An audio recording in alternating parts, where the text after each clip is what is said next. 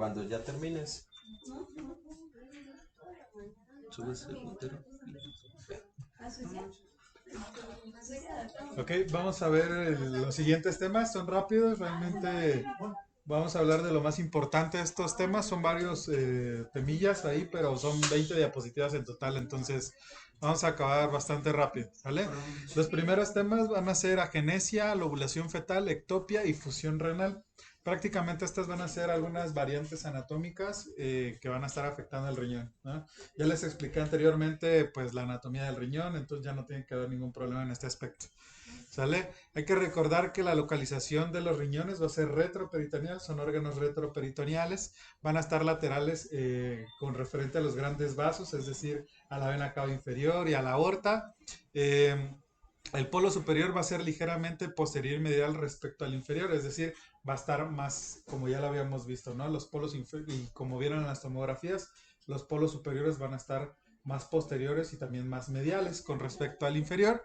Eh, el riñón izquierdo va a estar más craneal que el derecho por la presencia del hígado, ¿no? El hígado pues va a estar más grande, entonces el del lado izquierdo va a estar más arriba y el del lado derecho un poquito más abajo. ¿Sale? El tamaño va a oscilar más o menos entre 9 y 13 centímetros, con una media de 11 y para poder decir que hay una simetría renal tiene que haber una diferencia de 1.5 centímetros, ¿vale? Entre ambos riñones.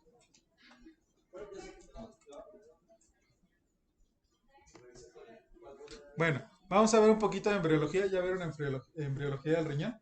Bueno, a grandes rasgos, vamos a tener que el metanefros va a dar a origen al riñón definitivo, ¿no? Y que dentro de la etapa ahí va a haber, van a sustituirse pues por el mesonefros y por el pronefros. Entonces, vámonos directamente el metanefros, va a formar sus propios túbulos excretores o nefrones a partir del tejido mesenquimatoso. Recordemos que van a migrar algunas células que van a formar el blastema nefrogénico. Esto pues va a formar todo el sistema colector, ya sea los cálices, las pelvis y el uretra, ¿no? Y va a proceder del broto uretral. Recordemos que pues va a darse esto por la invaginación del conducto mesonófrico o de Wolf.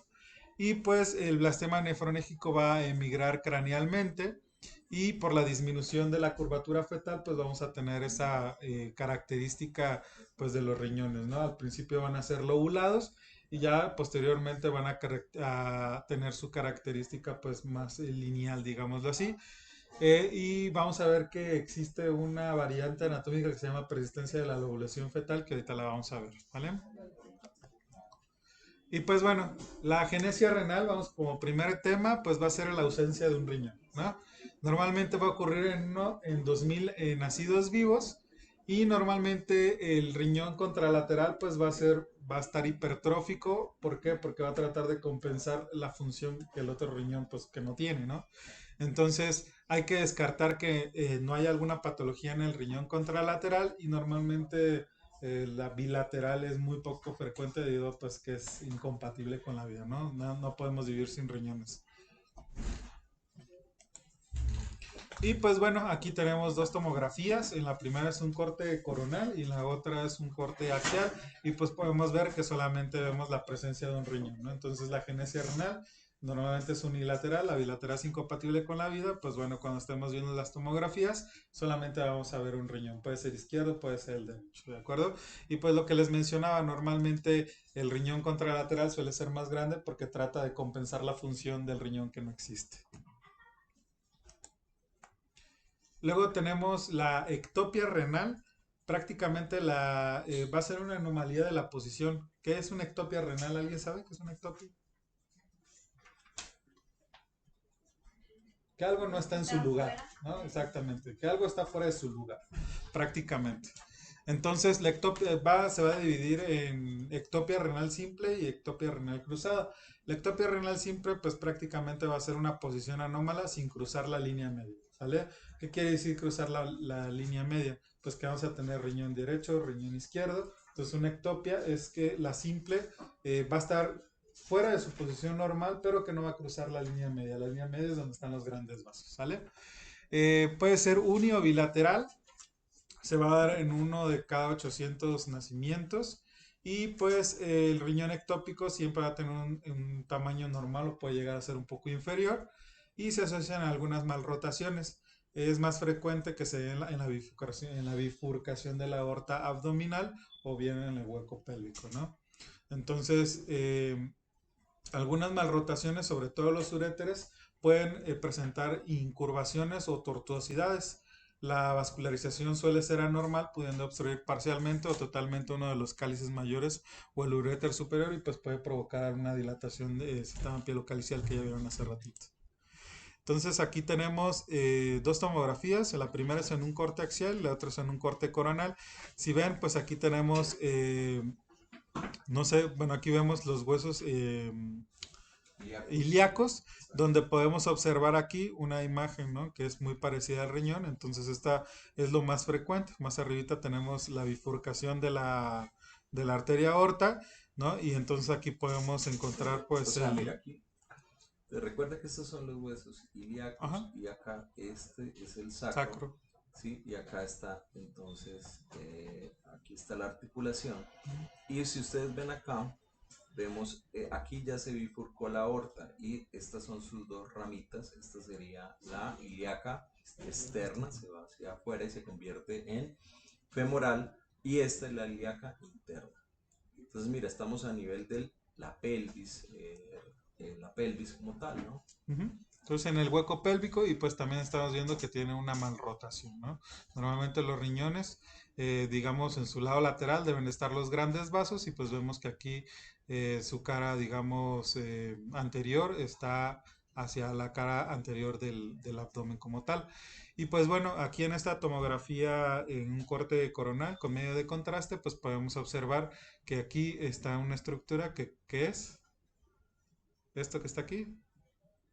Si está del lado derecho, el hígado. Entonces podemos ver que el riñón está por encima del hígado, ¿no? Entonces también lo podemos encontrar ahí, ambos, ¿no? Aquí, pues, no sé si es por el corte, no recuerdo bien si era por el corte o no tenía vaso, ¿no? Pero el punto es que se encuentra por encima de estas estructuras, ¿no? Entonces podemos encontrarlo, como les mencionaba, puede ser unilateral o puede ser bilateral, pero lo más frecuente es que se encuentre pues en el hueco pélvico.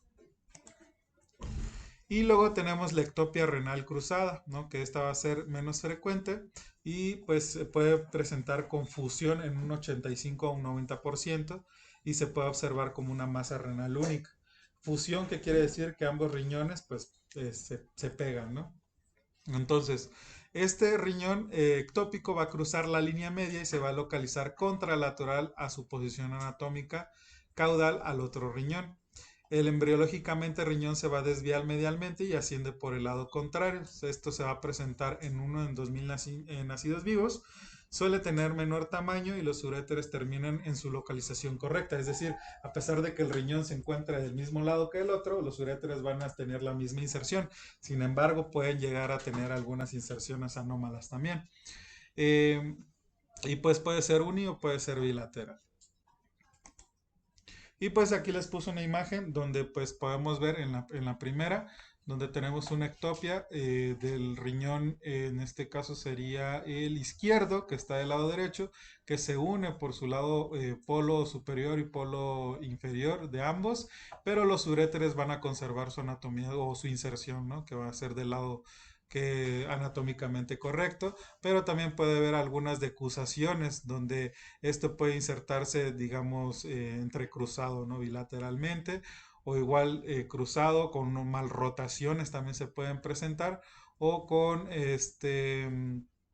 caras, con la cara anterior pueden salir los uréteres y cruzarse de manera, o bueno, entrecruzarse como tal. Entonces podemos tener todas estas variantes y si ven pues todas están funcionadas debido a que puede presentarse en un 85 hasta un 90% la fusión como tal. Y pues bueno, aquí tenemos dos tomografías. Bueno, es la misma, pero es en diferente corte. Ambas son en corte axial y pues pueden ver aquí el riñón que se encuentra también un poco, puede ser rotado, pero ya en el siguiente corte vemos que está el otro riñón que cruza la línea media, ¿no? Y que se une por su polo, ¿cómo se llama? Inferior. inferior, por su polo inferior. Entonces aquí hay una fusión y pues no, si tuviera contraste, pues pudiéramos ver los uréteros, nada más tiene contraste oral, me parece. No, Ah, no, sí tiene está en contraste. una fase. ¿Qué Sí, fase en una está? fase córtico-medular. ¿No? Está empezando el Ajá, corte medular, ajá, ¿no? pero todavía no, o sea, si estuviera en fase excretora, pudiéramos ver pues que la salida de los uréteros como Sí, tal. no está en una fase de eliminación, está en Ajá. una fase córtico-medular. Y vemos cómo realza la corteza y la médula. ¿Quién nos puede ayudar? ¿En qué fase estamos? Vemos acá un poquito de realce de las venas hepáticas. Un poquito de realce. Lo que pasa es que le echaron un poco contraste. Pero mira, acá esta es la aorta, esta es la cava. Vemos acá, este puede ser una venita, parece ser la renal, que vendría de acá, ¿no? Ujú, Y sí está, entonces está fusionado, o sea, está cruzado y fusionado en el polo inferior. ¿Listo? ujú.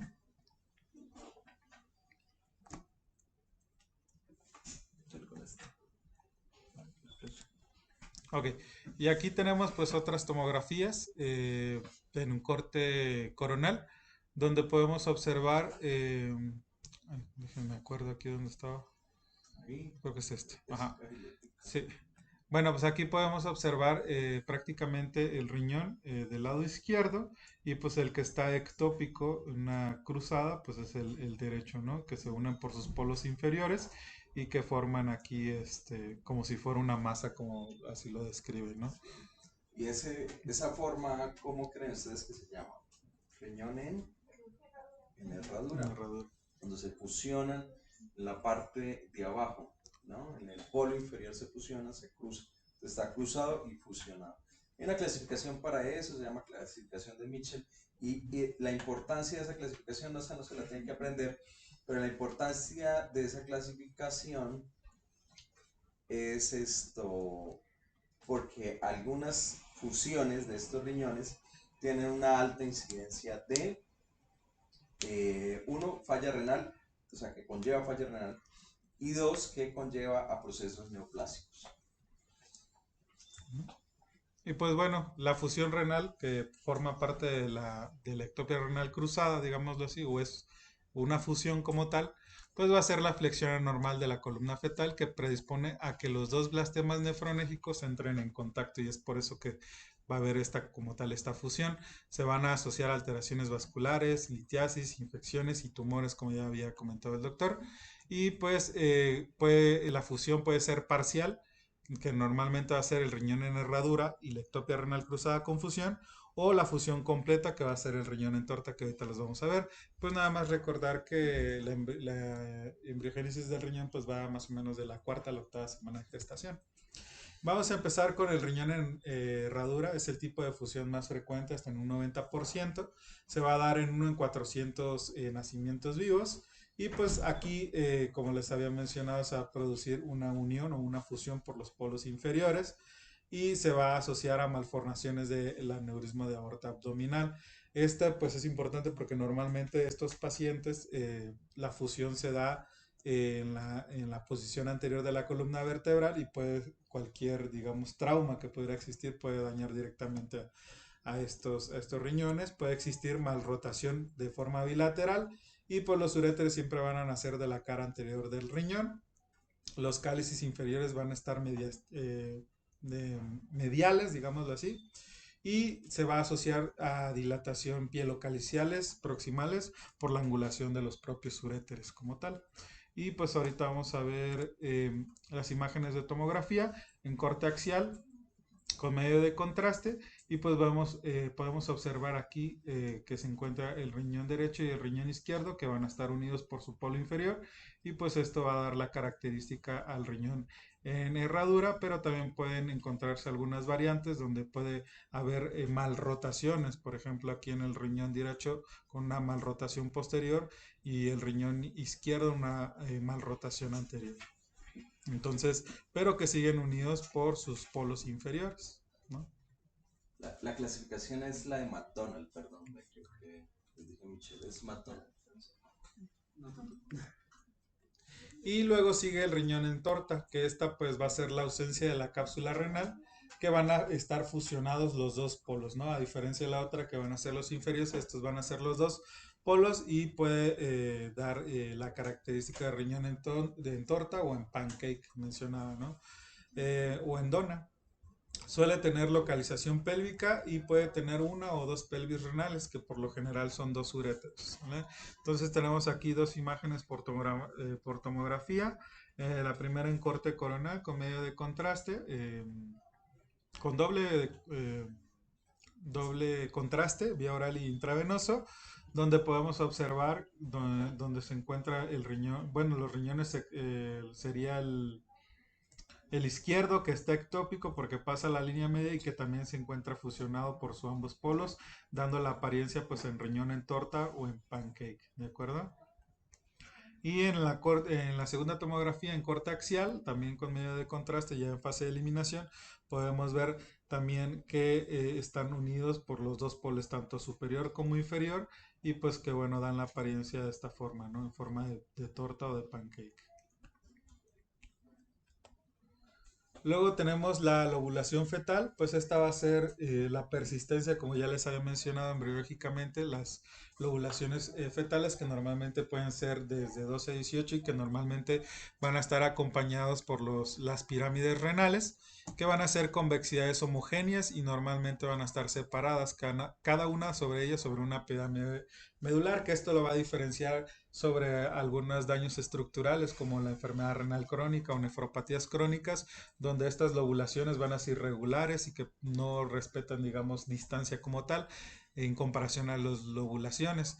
Están presentes hasta los 4 o 5 años de edad y es frecuente que se lleguen a persistir en los adultos hasta en un 51%, ¿no? Y pues bueno, aquí podemos ver dos imágenes por tomografía en un corte coronal, donde podemos ver pues estas lobulaciones que se acompañan, si ven, con el medio de contraste de las pirámides, ¿no? Cada una de las pirámides. Esa es la característica de la persistencia de la lobulación fetal, ¿no? Como tal, a diferencia, pues, por ejemplo, una nefropatía crónica, que pues aquí puede haber una lobulación, aquí le hizo otra lobulación y no va a estar asociada pues a todas las pirámides como tal. Y pues prácticamente eso es todo.